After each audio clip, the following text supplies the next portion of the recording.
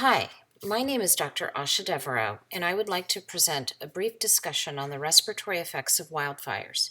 I am a pulmonologist in practice in Southern California and serve as a medical officer for the California Medical Assistance Teams. We are a group of healthcare disaster responders who have primarily been responding to statewide fires and mass evacuations over the last 2 years. Previously, I have responded to the healthcare needs of evacuees from fires, hurricanes, and power failures since 2005. As a pulmonologist, I've found that respiratory issues are common in every disaster, and with this lecture, I would like to help educate responders as well as the public on the impact of inhalational effects from wildfire smoke so that pulmonary complications can be minimized. As with every medical lecture, I have no conflicts of interest nor have earned any money from this presentation or any industry. I am a former Navy-trained physician with training and publication experience in disaster preparedness for intensive care units. No part of this lecture is affiliated with the U.S. military, aside from the training picture of me above. I show this picture to highlight the difficulties of communication while wearing PPE, which is personal protective equipment. During fires, this equipment is quite necessary, and we'll discuss some of the options and limitations later in the presentation. To your left, I show a copy of some paper order sets that we had created as a reminder that during disasters, including fires, power outages are common, and sometimes the best means of communication is by pen and paper. The objectives of this presentation is to analyze the pathophysiology of wildfire and secondary smoke-associated inhalational injury, discuss its correlation with air pollution, summarize the incidents and illnesses which are exacerbated by wildfire, discuss some treatment considerations for patients affected, and provide a brief overview of personal protective equipment. This global fire map from August 2012 compared with June 2019 by NASA satellites shows the growing incidence of fires across the world. Fires contribute to 1.6 million deaths and an estimated 38.5 million disability-adjusted life years, and impacts 2.6% of the global burden of disease. Smoky air will cause respiratory problems in areas far beyond those burned, according to the EPA. According to this data, almost 212 million Americans live in counties beset by wildfire smoke as of 2019.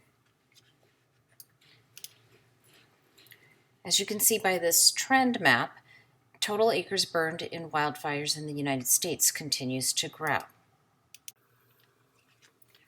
Wildfires, including the Woolsey and the Camp Fire in Northern California, have destroyed more than 18,000 structures, and the Camp Fire became both California's deadliest and most destructive wildfire.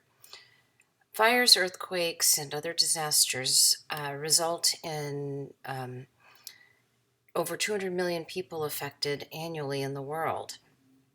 In October, the Kincaid Fire in Northern California impacted over 200,000 people due to evacuation and burned over 77,000 acres.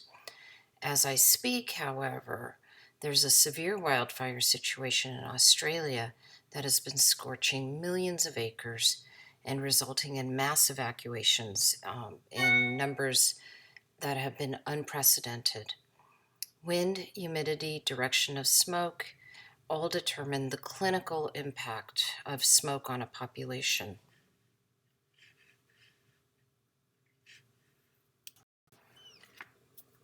When considering the health impacts of fire smoke, we have to think about what are the underlying conditions that people already have. And when this displaced population enters a shelter or an evacuation center, they come with the conditions that they already had at baseline.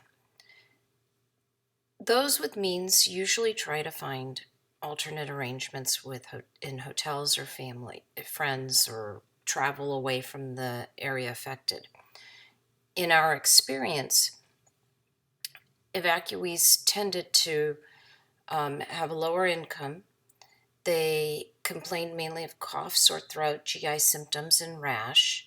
And in this study following Hurricane Katrina, of 91 patients published, nearly 12% had underlying asthma, 39% had hypertension, nearly 15% had an underlying heart disease, 32% had physical limitations. They needed a walker or wheelchair, some type of assistance for mobility, and 11% were using some type of substance.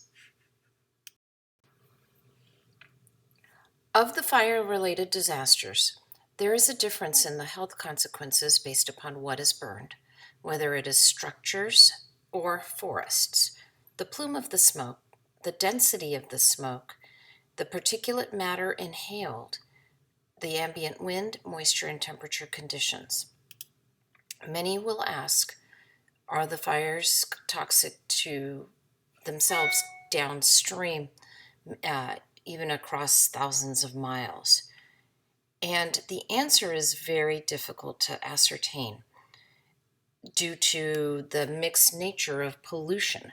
I'd like to introduce the concept that this particulate matter from wildfire smoke contributes to pollution, which is known by the EPA, but it is very difficult to study the long-term impact in a population from acute exposures to these situations. However, I do believe that studies are now occurring and we will have more data, but unfortunately, we don't have that information today. So in order to look at the health impact of wildfire smoke on a population or on an individual, let's look at some of the components of smoke composition, and then we can extrapolate some of the effects on the health from those exposures. Carbon monoxide is formed, and sometimes symptoms include shortness of breath, confusion, chest heaviness. Sulfur dioxide is also formed and can be irritating to the lungs and can cause an asthma-like reaction. Nitrogen dioxide, ozone, cyanide can be formed. Cyanide forms usually in structural fires, not necessarily wildfires. And particulate matters. That forms in most fires, especially wildfires, and those particles just themselves can penetrate deep into the lungs and cause injury. How wood smoke and air pollution are linked is that smoke from wood that is not burned completely contains a number of chemicals, including carbon monoxide. Smoke forms when wood or other organic matter burns, and the smoke from this burning wood is a complex mixture of some of the gases and fine particles that I mentioned. We also call this particle pollution or particulate matter, abbreviated as PM. Wood smoke can also contain many toxic, harmful air pollutants, including benzene, formaldehyde, acrolein, and polycyclic aromatic hydrocarbons, which have been linked as carcinogens. So let's talk about how does this affect the lungs. Inhalational lung injury occurs in about 1 out of 5 of all burn victims. Those are people who have been directly exposed to fire. And 2/3 if facial burns are present. That means if the skin is burned on the face. And lung injury in those settings accounts for the majority of fire-related deaths. And mortality in burn cases increases from anywhere from 4 to 30% if the lungs are injured in a burn-injured patient. However, from particulate matter inhalation, manifestations of lung injury may be delayed. If smoke in the air persists and can enter the respiratory system, symptoms depend on the dose inhaled, duration of exposure, underlying medical conditions, season and weather conditions, cold versus dry, hot or hot, dry versus humid, and winds, which we commonly see called the Santa Ana winds in Southern California. And of course, if rain or if the humidity is heavy, then particulate matter becomes waterlogged and can fall quicker than in dry, arid conditions where it's aerosolized and can be inhaled. If you think of the respiratory system, everything enters mainly through the nasal passages, oral cavity, and including some of the moist mucous membranes in the eyes. And that is where the particulate matter can enter our bodies, is through the nose and the mouth. We consider particulate matter, if you think about one strand of hair as 60 microns. Coarse particulate matter is anywhere from 2.5 to 10 microns. And fine particulate matter is 2.5 microns. And I've got a picture from the EPA to the left showing just what particulate matter can look like compared to dust or pollen, a strand of hair, and the pink is the 2.5 micron combustible particle. The underlying pulmonary susceptibility can affect patients' response to this particulate matter. And we'll talk about that further. According to studies by the EPA, as mentioned earlier, particulate matter from the global fire smoke contributes up to 1/3 of the world's air pollution. Studies have shown that regular exposure to pollution results in a decrease in life expectancy, and that by decreasing the daily exposure by even 10 microns results in improved life expectancy by 15% overall. Here's another depiction of air quality and life expectancy, showing that reduction in particulate pollution over a long term can improve survival by as much as 1.8 years, which is better than alcohol and some of the other public health measures. However, all of them are important. The studies I've cited reflect large population cohorts exposed to mixed particulate pollution. Human studies are minimal regarding acute fire smoke impacts on life expectancy, as I mentioned before, and it is very difficult to do long-term studies and follow-up. However, that is currently being planned.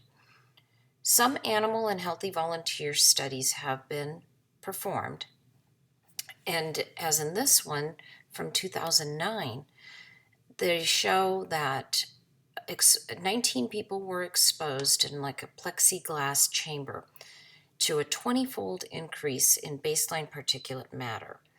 And then they did exercise studies and breathing tests following that, as well as even bronchoscopy, which is going down into the lungs and evaluating some of the cells produced. And what they noticed was that there was an increase in interleukins, which are an inflammatory marker, a D-dimer, which is a marker for coagulation of the blood, and an increase in heart rate variability. In animal studies, they also noted some lung inflammation and increased DNA damage. And they concluded that there wasn't any significant change in breathing tests immediately following this exposure, but there was some inflammatory markers that were released and may affect people with underlying heart disease. Subjecting healthy people to toxins is unlikely to be performed. However, firefighters are routinely exposed. Although a fit population, there are some notable findings of inflammation triggered following acute exposure to wildfire. In 2008, Swiston et al. Published this prospective evaluation of firefighters and found that 65% of them had some form of respiratory symptoms. By blood draw, they noticed elevated white cell counts and bands, an elevation in IL-6, IL-8, and a monocyte chemotactic protein 1, and induced sputum macrophages showed phagocytosed particles. They concluded that fire smoke elicits inflammation and a systemic inflammatory response within the lungs. How exactly can smoke result in inflammation? Let's look at asthma, which we know is triggered when air quality is poor. If we look at the environmental factors as triggers, you can see that the dendritic cell is stimulated, which then results in a cascade of inflammatory mediators released via IgE or directly on the respiratory mucosa, creating mucus production, as you can see to the right. The tissues swell and we get inflammation, as well as symptoms of cough, wheezing, and phlegm production.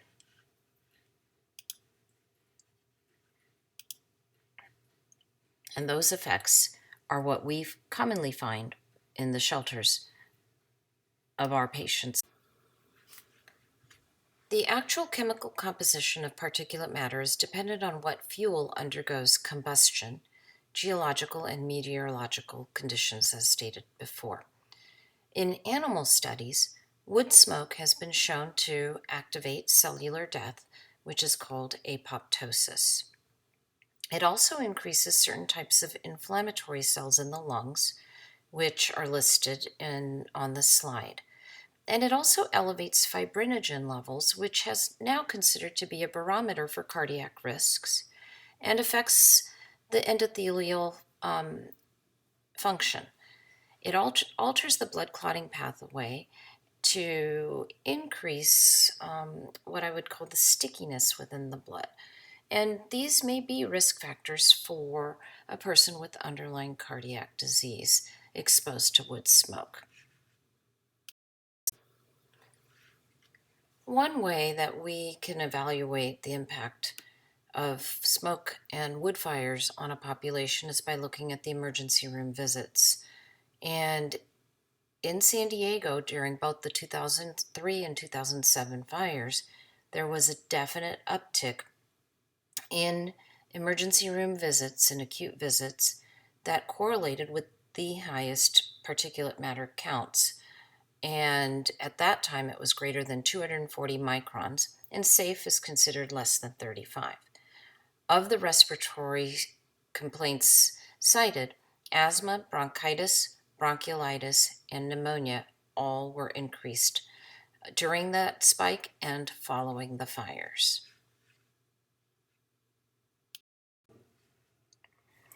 Average PM counts in California by county have been shown, just for comparison, is usually 9 over the state, and on any given day, PM counts range from 8 to 13, which is well below what's considered safe. So 240 is quite a significant jump. During the 2003 Los Angeles area fires, hourly particulate matter counts were 10 to 20 times typically observed on a normal day. And it must be noted that particulate matter counts are routinely monitored throughout California. As part of a long-term California school children study, the University of Southern California was already evaluating air pollution's impact on children's respiratory health. They had previously distributed questionnaires that in 1996 and followed that cohort to 2002. But they were able to extend a survey inquiring about respiratory health during the fire event. Issues described included a dry and wet cough, an increase in physician visits, eye irritation, sneezing, sore throat, wheezing, which then of course comes with an increase in inhaler use, and asthma attacks had increased by 63% from their baseline. Another study looked at hospital admissions surrounding the fires and compared it with a non-event time. And of 40,000 hospital admissions in the area, wildfire smoke was attributed to cause a 34% increase in asthma admissions, 67% increase in acute bronchitis admissions, 48% increase in COPD admits, and a 45% increase in pneumonia admissions. Young children, elderly, and those with underlying asthma were the most impacted. Again, in Colorado in 2012, over a 24-hour period during their fires, where higher PM counts were associated with an increase in asthma and wheezing, upper respiratory infections, pneumonia, bronchitis, COPD, and cardiovascular events such as coronary disease, stroke, heart failure, and peripheral vascular disease. I suspect underreporting and data from shelters may be lacking in some of these analyses. It is important to note that there is a group that is forming of physician scientists interested in reviewing the health impacts of wildfire smoke on a population, and they are continuing to monitor the respiratory impacts of wildfire. Although we have short-term and acute impacts of wood fire smoke on a population described previously, I'd like to present two cases, although somewhat anecdotal, where the lives of these individuals were impacted forever by acute exposure to wood smoke following the San Diego fires. The first case is a 70-year-old previously healthy male who was a never smoker. He had developed a progressive dry cough starting during the October fires. He could vividly recall the acute event. Chest x-ray had shown a patchy interstitial and nodular infiltrate, as shown on the right. He developed increasing oxygen requirements and needed to be admitted to the intensive care unit where progressive respiratory failure ensued, despite antibiotic therapy. Open lung biopsy was performed, and the pathology showed diffuse alveolar damage with fibrinous changes. Based on the pathology, steroids were administered, and the patient had gradual resolution of his clinical situation and was able to be discharged from the hospital.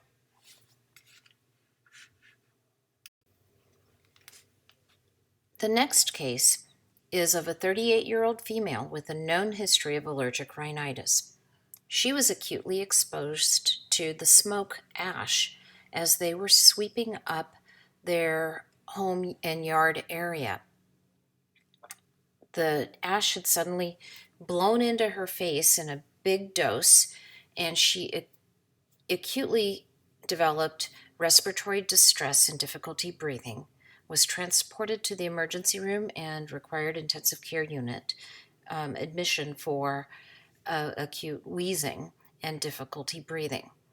She subsequently was discharged after steroids and nebulizer treatments and developed difficult to control asthma for the next 6 months.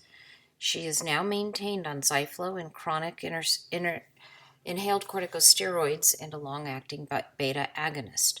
She now, in addition to allergic rhinitis, has the diagnosis of asthma, which we could look at the fire ash as the epigenetic trigger of her asthma. She may have been genetically predisposed, but this acute event may have turned on that asthma gene in her system. When anticipating the respiratory needs for displaced populations in a shelter, it is important to plan for bronchospasm. However, other complaints we commonly have found include respiratory tract irritation, as cited in the prior studies, including the nasal passages, throat burning, a dry cough, and that can occur without wheezing, and ocular irritation. In the pediatric population, nasal congestion and allergic rhinitis, with or without influenza, depending on the season of the fire, has been found, and it was important for us to have saline as well as pediatric suction bulbs, as pictured in this slide. If we don't plan for nebulizers, saline solutions, bronchodilators, or steroids, we won't meet the needs of our evacuees. Additionally, we found that many patients arriving to shelters are already dependent on oxygen. Without power, as is common with most disasters, these patients will quickly deplete their supplies.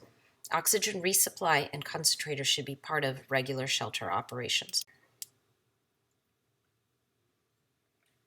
There was an excellent review of the estimated long-term effects of wood smoke fire on a population. These not only include asthma and pulmonary fibrosis, as I showed in my cases, but also bronchiectasis, bronchiolitis obliterans, wood smoke pneumoconiosis, fly ash lung, and cardiac disease. We have seen an acute MI in volunteer firefighters, and there is a theoretical increased risk for lung cancer.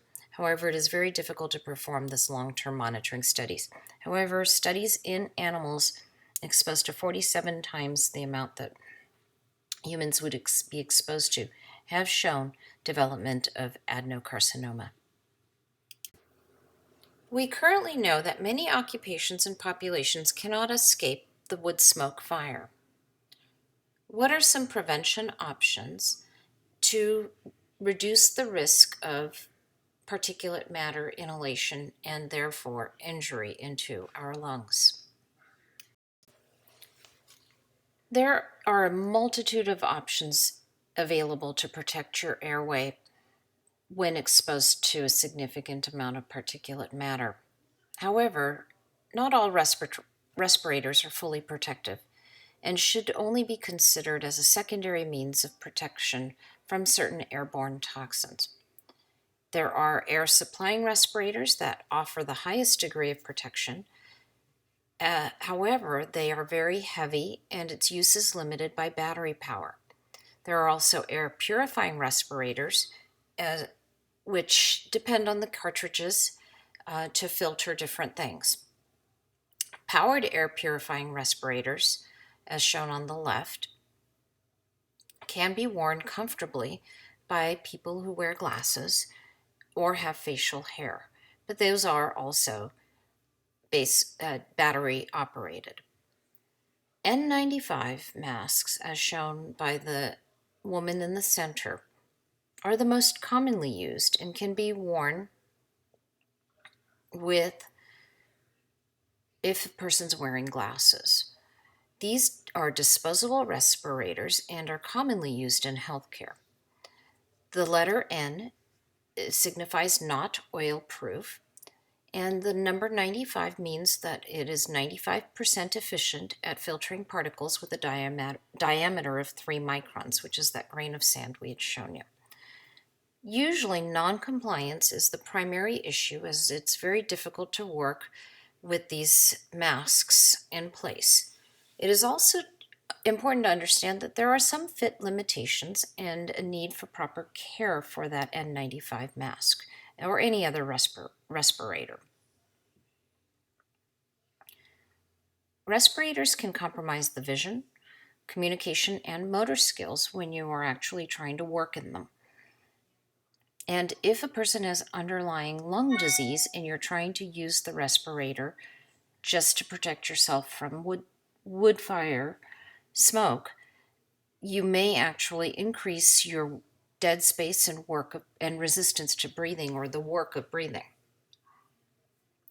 If you have no option to protect your face or nose and mouth from smoke exposure, at best then a handkerchief folded a few times with some moisture may serve as a minor filter until you can get into an air-conditioned environment.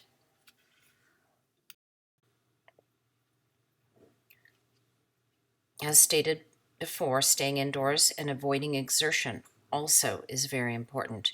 That's why many sports activities are canceled, because the increase in respiratory toxicity and air exchanges can aggravate airway inflammation. An N95 mask is a common respirator that is found in many hardware stores. And OSHA has relaxed the fit requirements for wildfires.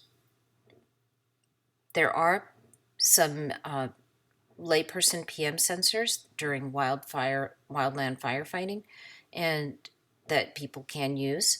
Those have not been correlated with the scientific monitors that exist, but it may help people understand their risks. It's important to avoid ozone generators or air purifier or air generators because those actually add a toxin into your breathing environment. What about HEPA filters? They are high efficiency particulate air filtering that removes 99.95% of particulate matter over 3 microns in diameter. And that's must be met in order to receive the HEPA designation. And a randomized crossover study of 45 healthy volunteers in British Columbia, they looked at the effect of PM 2.5 on cardiovascular function and the use of a HEPA filter as a potential intervention. They measured something called the reactive hyperemia index, which is basically how flexible the blood vessels can be, with an increase in index showing that you did not have narrowing due to the exposure. They looked at oxidative stress markers as well as CRP levels. And they noticed that the HEPA filter reduced indoor particulate matter by 60%, and that there was a reduction in SIRS-like inflammatory and oxidative markers. And here's a very busy slide showing their results, that the reactive hyperemia index improved. That means that the endothelial function was strong, and that the CRP levels decreased, as well as some of the inflammatory markers like an IL-6 when the HEPA filter was in place. We currently know that many occupations and populations cannot escape wood smoke fire or adequately use PPE. What are some medical prevention options? Very few studies have been done prophylactically looking at wood smoke fire and interventions. However, these 2 studies have shown that with particulate matter exposure, some prophylactic substances and medications do decrease symptoms and may reduce the decline in lung function. In this trial of prophylactic inhaled steroids that were given out to folks working at the World Trade Center site, Pulmicort was offered between September 18th to September 25th in 2001. 4 weeks of treatment were administered, and they were able to recruit 64 firefighters and 72 controls. And firefighters normally get pulmonary function tests routinely. In the firefighters that used the inhaled corticosteroids, there was a greater increase in forced vital capacity and a slower rate of decline in FEV1 in the treated group. There was no difference in the acute hyperreactivity or bronchodilator response. They concluded that inhaled corticosteroids should be an adjunct to respirator use for firefighters.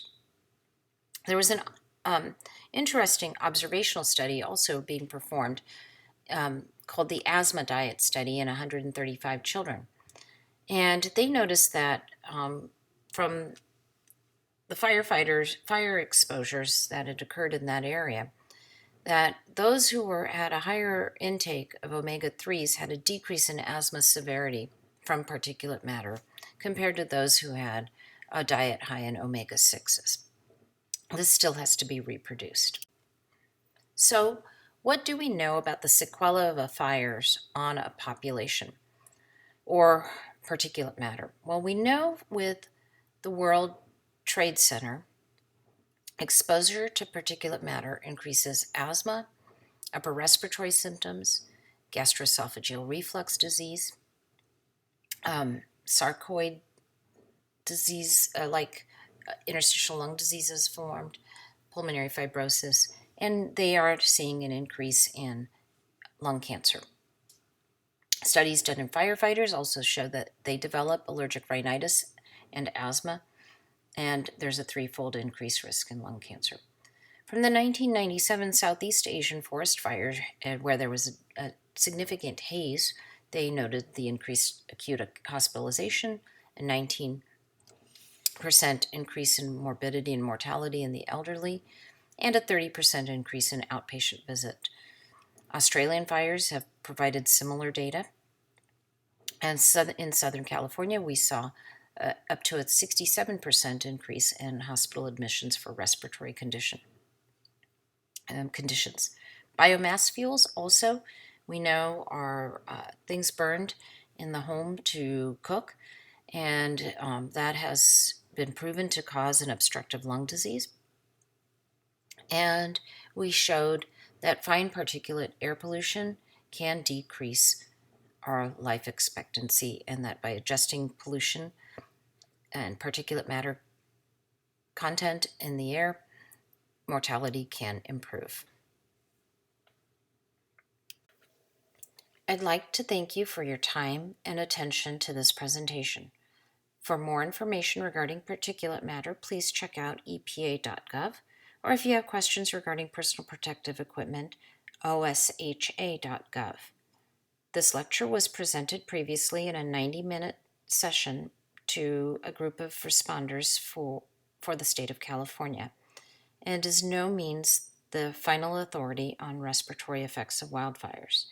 I hope that some of the information here will help you if you are facing a wildfire smoke situation and might help you mitigate some of the impacts on your lungs. I wish everyone well. Thank you.